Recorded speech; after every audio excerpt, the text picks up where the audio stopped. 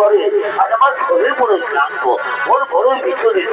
তাই চলো অনুসুয়া, আমরা এখন শয়নাগারে যাই। আমি শয়ন করবো অনুসুয়া, আমি শয়ন করবো। তাই চলো, তাই চলো স্বামী, তুমি শয়ন করবে আর আমি তোমার চরণ তলে বসে আমি তোমার চরণ সেবা করবো। স্বামী, আমি তোমার চরণ সেবা করবো। আর ওদিকে বাবা ভোলানাথ, মাতা পার্বতী, দেবশ্রী নারদ তারা ছদ্মবেশ ধারণ করে অনুসুয়ার তীরের দিকে আগমন করছে।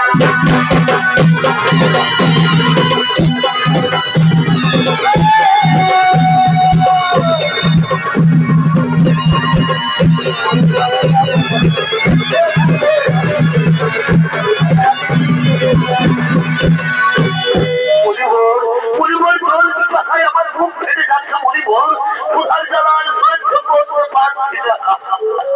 আরে একটুখানি ধৈর্য ধরুন যোগীরাজ, আরে একটুখানি ধৈর্য ধরুন। ওই যে দেখা যাচ্ছে কুটির, যাও যাও যোগীরাজ, ওই কুটির থেকে চেয়ে নাও পিপাসার জল আর ক্ষুধার সামগ্রী। হ্যাঁ হ্যাঁ, তুমি ঠিকই বলেছো মরিবল, আমি যাবো এই কুটির থেকে চেয়ে নেবো পিপাসার জল আর ক্ষুধার সামগ্রী। এই যে রমণী, তোমার কুটির সন্নিকটে আমরা কিছু তপস্বী মনির জীবনে আজ আমরা বড়ই ক্লান্ত, ক্ষুধার্ত, তৃষ্ণার্ত, আমাদের কিছু ভিক্ষে দেবে মাতা। আমার প্রণাম গ্রহণ করুন মনির জীবন, অপরাধ মার্জনা করবে। এই মুহূর্তে আমি আপনাদের ভিক্ষে দিতে পারলাম না গো, এই মুহূর্তে আমি আপনাদের ভিক্ষে দিতে পারলাম না। এই যে দেখছেন আমার স্বামী আমার কোলে মা খালিকে স্বয়ং করেছে। আগে স্বামী দেবতা ঘুম থেকে উঠুক, তারপর আমি তোমাদের সেবাদান করবো মনে ঋষিগণ, তারপর আমি তোমাদের সেবাদান করবো। স্বামী সোহাগী বলি, ও স্বামী সোহাগিনী, তোমার কুটির থেকে ভিক্ষে না নিয়ে না খেয়ে মনে ঋষিগণ চলে যাবে। আর যদি তারা ক্ষুধা তৃষ্ণা জ্বালায় কোথাও কাজ করে, তাহলে বুঝি তোমার পাপ হবে না। না মাতা, তা হই না।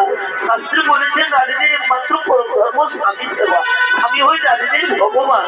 আর আমি যদি এই চেষ্টা করি আমি আমার স্বামী সেবা করে থাকি, তাহলে মনে ঋষিগণ কেন মাতা, স্বয়ং যদি ব্রহ্মা বিষ্ণু কিংবা কৈলাসপতি বাবা ভোলানাথ হইতে থাকেন, তবু আমার বিন্দু মাত্র পাপ করতে পারে না মাতা, তবু আমার বিন্দু মাত্র পাপ করতে পারে না। হরি ওম তৎসৎ, হরি ওম তৎসৎ। বুঝতে পেরেছে যোগীরাজ, এ রমণী সে রমণী নয়, এ রমণী মৃত্যুকেও ভয় করে না। চলো যোগীরাজ, এখানে থাকা ঠিক হবে না, চলো আমরা বিদ্যালয়ে পড়িব।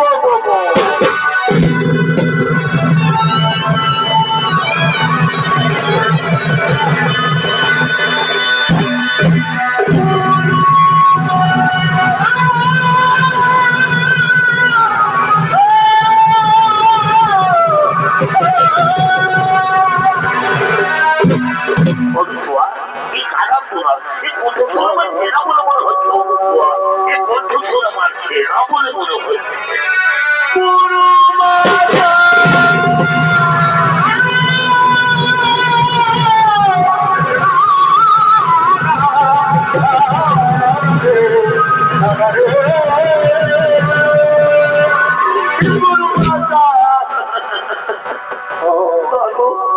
আমি সর্বদিকে ফিরে আসা লাঞ্ছিতা অবহেলিতা উপেক্ষিতা নর্মদা চক্রবর্তী, তুমি তো আমায় শ্বশুরের স্বর্গে পাঠিয়েছিলে, কিন্তু স্বর্গের দেবতা করে আমায় বিতাড়িত করেছে। বলে কিনা যে নারী স্বামী সেবা করে না তার স্বর্গে থাকার কোনো অধিকার